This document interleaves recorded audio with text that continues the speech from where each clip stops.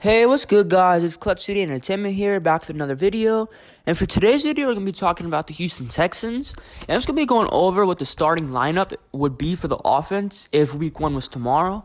Like, say tomorrow we were playing the Jacksonville Jaguars, week 1, and it was their first game. Like, what would the offense look like? The quarterback room, the running backs, the receivers, the tight ends, the line, everything like that. Like, who would be starting? I'm going to start off with the offensive line first. And that left tackle, I think it's pretty obvious, is going to be Laramie Tunsil, a top 3 left tackle in the NFL. A very, very elite player. Probably a top 10, I would probably even say top 7 lineman in the whole NFL. He's very, very underrated. I think he's just underrated because, many O-linemen are. Like, there's not really many O-linemen who are given the credit that they are due. Like, it's very rare to see that. And I believe Laramie Tunsil is one of the best, and he should be given a ton more credit than what he does. Sure, he could say he's a little bit overrated or whatever, but he's a very good player. He doesn't allow too many sacks, too many pressures. I think last season, if any, I think he only allowed maybe 3 sacks, if even, probably less. I know it was like a middle of the season. I think it was like the bye week, and he just only allowed, I think, 1 sack. So, that's pretty good. For a left tackle, for a franchise left tackle, that's extremely good. At left guard, I'm assuming it's going to be Max Sharping. He's still pretty young. He's coming into his 3rd year in the NFL. I have a lot of hope for him. I believe he can be at least a starting average caliber type of left guard. He has star potential. I could see him maybe becoming a star offensive lineman in the league. Nothing crazy, obviously, but being like a good solidified starter in the NFL. That would be good enough for us, and I believe he's going to be that. Sure, last season, you can say he wasn't the best. He kept coming in and out in the games. The coaches didn't really trust him. Or I don't know what the issue was. But they just kept putting him in and out. And that's not good to do to a young player. And a second-year player at that from last season. This year, he's coming into his 3rd year. I believe he's going to have a good training camp. He's going to win out that left guard spot. And I believe he's going to be a very good left guard for us. At center, I believe it's going to be Justin Britt. Justin Britt, we signed him. I think it was like one of the first few weeks of free agency. I think it was before free agency, actually. Like, we signed him before, I guess, the tampering period or whatever was active. I'm not sure how that worked, but we signed him way before free agency. I actually love that signing. He's not a signing like a guy who's going to be here for like 7+ years, but he can be a center here for maybe 3 to 4 years, help us get through this phase of we're not really sure what's going to happen.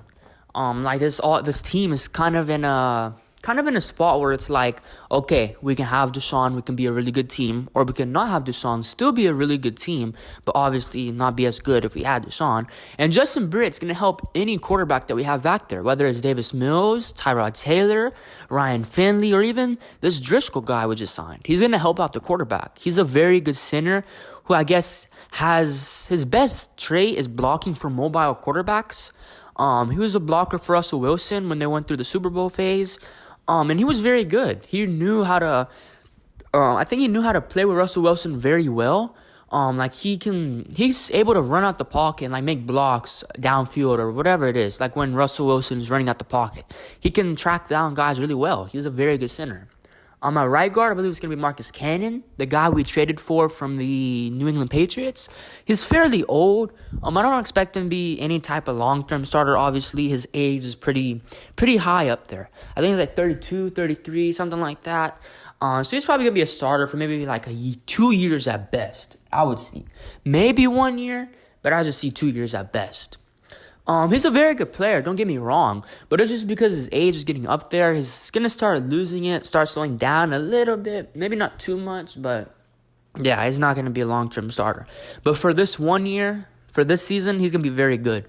I could see him being probably maybe a top 3 best offensive lineman for us, and if I had to grade him in the AFC South, he would probably be like a top 7 offensive lineman in the AFC South after this season. He's very good. I have very high grades for him, very high remarks. He's a good person. He plays with 110%. So he just has a very good persona about him as well. My right tackle is going to be Titus Howard. Pretty obvious. Very good player.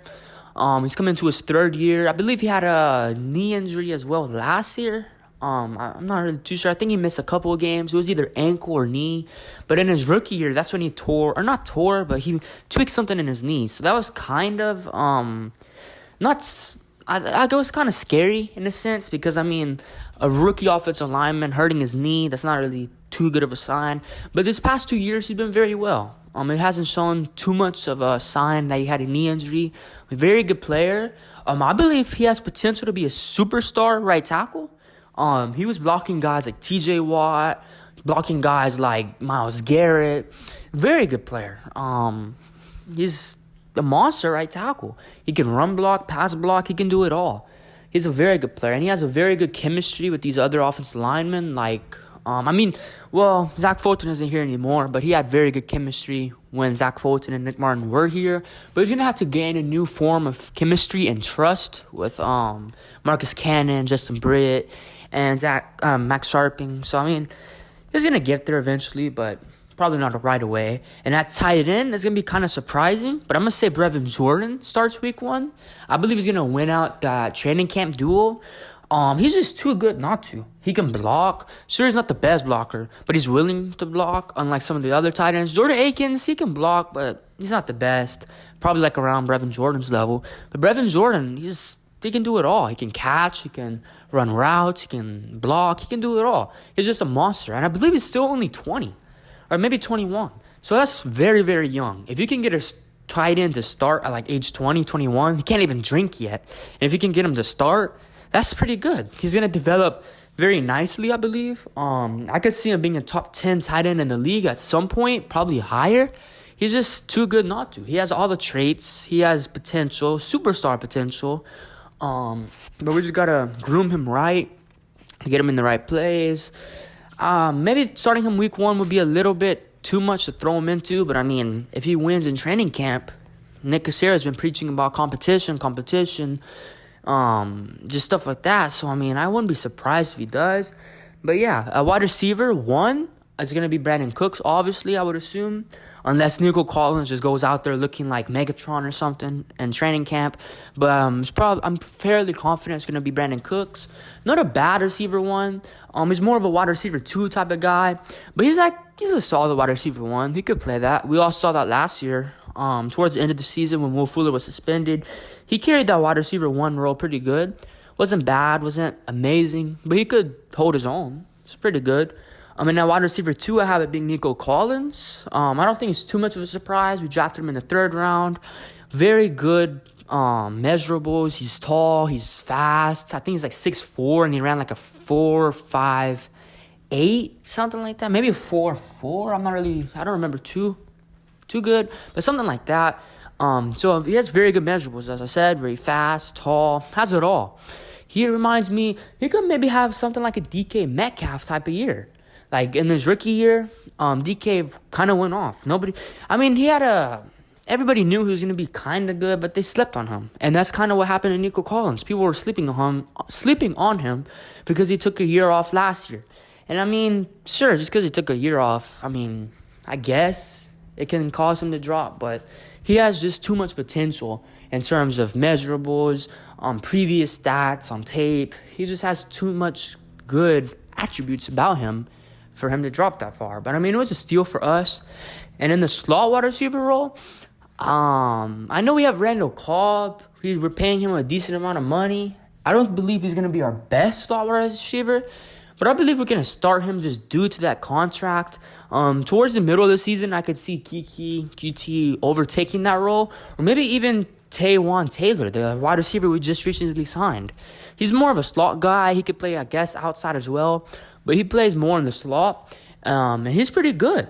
And Tennessee, when he was drafted, he was a very good receiver. He didn't get to play too much, I think, because he was behind in that wide receiver room. I think he had some kind of injury or something like that. But it kind of knocked him off of that wide receiver 1, 2, and 3 role. So it kind of knocked him out. And then his college tape is insane. He's fast. He has hands. He's everything. So, I could eventually see him overtaking that slot role, either him or Kiki QT.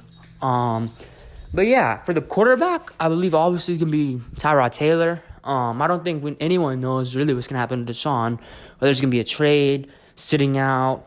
suspension or whatever it's gonna be. But I believe it's gonna be Tyrod Taylor, unless Davis Mills also goes into training camp looking like prime Peyton Manning or something. But yeah, it's probably gonna be Tyrod Taylor. Not a bad option, obviously. Every year that he's played, that he's been a starter, I believe he's taken that team to a playoff run. I believe he's made it to the playoffs every time he's been a starter. So I mean, that's pretty good. I could see him taking this team to the playoffs. We have a very good team. It's just to put the pieces together, I guess. See who can play, who can't play. But yeah, Tyrod Taylor, I like him. I'm rocking with it. A running back is probably gonna be Philip Lindsay, obviously. Very good running back. I don't know how he signed him, to be honest. I thought he might have gotten a bigger contract for longer years somewhere else.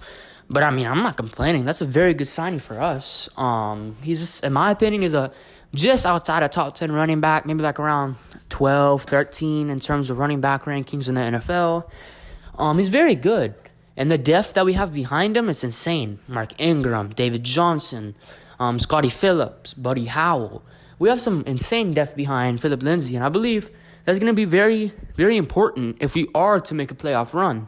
Which, I mean, could happen. You can't rule out anything. So he's got to be ready. So this offense, I mean, it's looking very good. We have receivers. We have running backs. We have, I think 5 quarterbacks on the roster as of right now. So it's pretty good.